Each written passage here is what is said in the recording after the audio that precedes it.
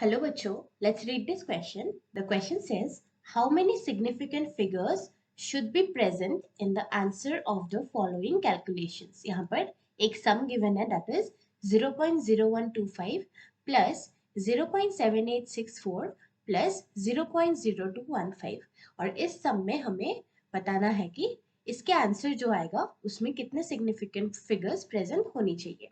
So इस question का की concept है number of significant figures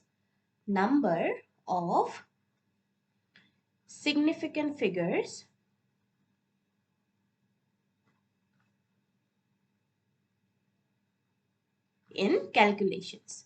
जब हम ऐसे calculations करेंगे like addition, subtraction, multiplication और division, उसमें answer में number of significant figures कितना present होना चाहिए, that is the key concept of this question. अब इस question में हमें given है एक sum. The sum is 0.0125 plus 0.7864 plus 0.0215.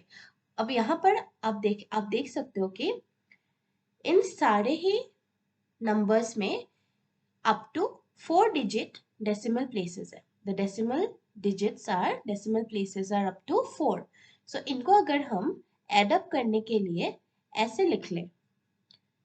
Since all of them have 4 decimal places, so we are going to write them like this. और इनको जब हम add करेंगे, then we will find कि इसका आंसर होगा 0.0125 plus 0.7864 plus 0.0215 will give us an answer of 0.8204. This is the sum of these three numbers. Okay?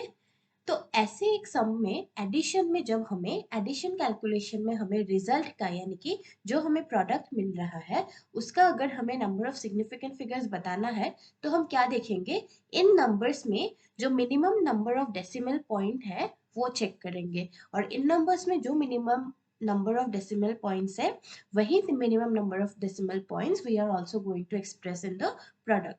Product को भी हम एक्सप्रेस करेंगे as the minimum number of decimal points that are present in any number that is given in the total addition calculation. So यहाँ पर आप देख सकते हो कि ये जो 0.0125 है इसमें 3 सिग्निफिकेंट फिगर्स है. सिग्निफिकेंट फिगर्स इनमें इस नंबर पे सिग्निफिकेंट फिगर्स तो 3 है क्योंकि ये डेसिमल पॉइंट के बाद वाला जीरो जो है ये नॉन सिग्निफिकेंट है.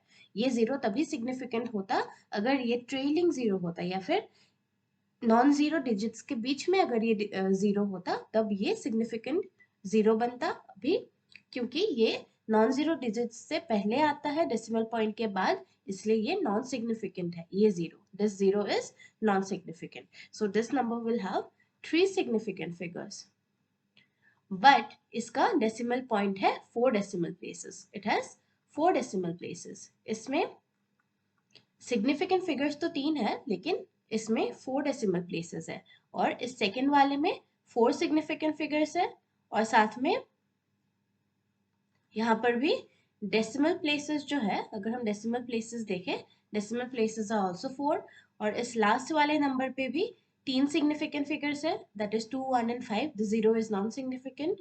यहाँ पर ये 3 सिग्निफिकेंट फिगर्स है और इसमें भी डेसिमल प्लेसेस जो है 4 है. अब एडिशन के केस में जब हम एडिशन कैलकुलेशन के लिए उस आंसर का जब हम सिग्निफिकेंट फिगर देखते हैं तब हम क्या करते हैं, minimum number of decimal places on the right side of the decimal point पे एक्सप्रेस करते हैं. अब यहाँ पर इन चारों में ही 4 डेसिमल प्लेसेस है. पहले नंबर में भी 4 डेसिमल प्लेसेस है, सेकंड में भी 4 डेसिमल प्लेसेस है, थर्ड में भी 4 डेसिमल प्लेसेस है. इसलिए हम इसके आंसर को 4 decimal places तक ही express करेंगे. So we can say that the number of significant figures that should be present in the answer of the following calculations will also be 4 because we will express the answer to the 4 decimal places. So the answer would be 0.8204 and this answer has 4 significant figures.